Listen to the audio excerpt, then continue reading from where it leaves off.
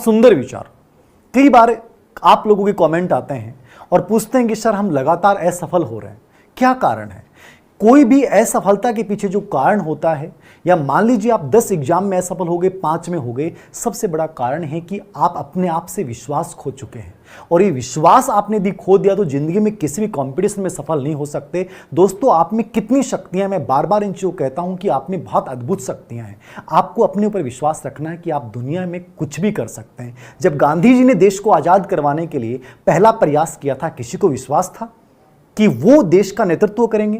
आम जनता उनके साथ होगी। लोगों ने आलोचनाएं की, लोगों ने हंसी उड़ाई कि ये धोती के भरोसे व्यक्ति देश को आजाद करवाएगा, संभव ही नहीं है।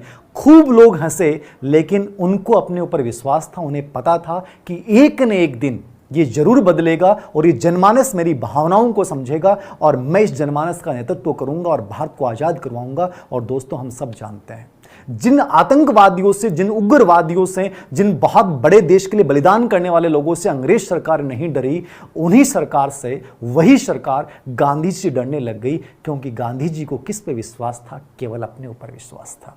और जिस दिन हमें अपने ऊपर विश्वास हो गया, आप दुनिया की किसी भी परिस्थिति को, कमजोर परिस्थिति को दोस्तों हरा सकते हो। एक बहुत छोटे से प्रसंग से मैं एक बात क्लियर करना चाहूंगा। एक गांव था और उस गांव में एक साधु रहता था जो विकलांग था। और कहते हैं कि उस साधु में बड़ी अद्भुत शक्ति थी कि जब वो साधु उस नंगे पैर के ऊपर, आधे पैर के ऊपर जब नृत्य करता था तो गांव में बारिश होनी शुरू हो जाती थी। और गांव वालों के लिए बड़ा उत्सुकता का माहौल था। जब भी स्थितियां खराब हो, गांव वाले पहुंच जाएं कि साधु महाराज आप कुछ करिए। ठीक है, एक दिन क्या होता है कि उस गांव में 2 से 3 लड़के आते हैं। और जैसे वो 2 से 3 लड़के आते हैं और जब उन्हें इस बात का पता चला तो वो हंसने लग गए और गांव वालों को कहे कि आज वैज्ञानिक युग में आप ऐसी बातों में विश्वास करते हो? ये तो निरर्थक है विश्वास है। ऐसे तो हम भी अभी कहते हैं आपसे, हम कह रहे हैं कि कल से या आज से हम भी नृत्य करेंगे और बारिश होनी शुरू हो जाएगी। ये तो हमारा भी विश्वास है। उन्होंने कहा, गांव वालों को आश्चर्य हुआ और गांव वाले उनको लेके पहुंच गए साहब साधु के पास। साधु के पास जैसे ही गए तो उन्होंने कहा कि साहब ये कह रहे हैं, हम पे हंस रहे हैं कि वो साधु आपको बेवकूफ बना रहा है। यदि नृत्य करने से बारिश हो जाए तो हम भी करके दिखा देते हैं, बारिश हो जाएगी, हम भी करेंगे और बारिश होगी। साधु ने उनको कहा कि जरूर बेटा, निश्चित रूप से आप अभी नृत्य करना शुरू कीजिए, बारिश होगी कि नहीं होगी मैं देखता हूं।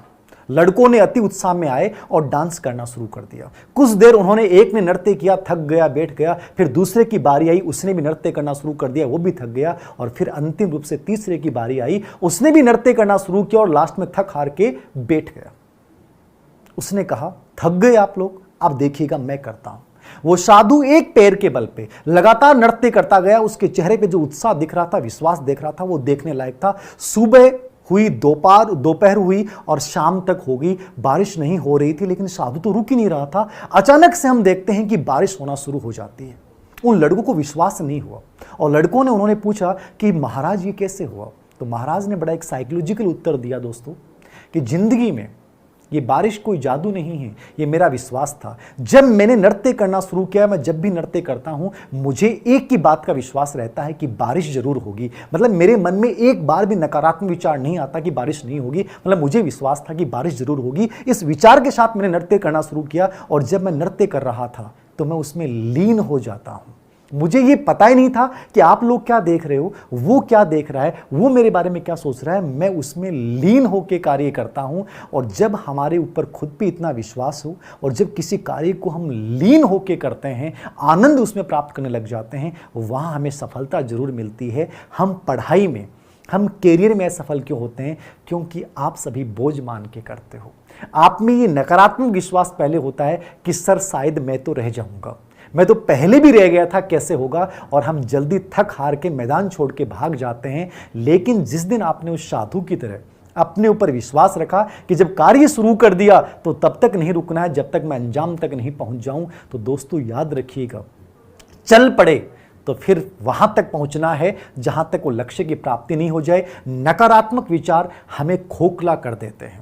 पॉजिटिव विचार हमारी जड़ें इतनी मजबूत न देते हैं कि उस पर कितनी भी बड़ी बिल्डिंग का हम निर्माण कर सकते हैं। तो जो पूरा गेम है वो किसका है? नकारात्मकता वर्सेस सकारात्मकता का। आज के इस वीडियो के माध्यम से, छोटे से वीडियो के माध्यम से, मैं केवल एक ही बात कहना चाहूंगा, हमेशा सदैव सकारात्मक रहें। कई बार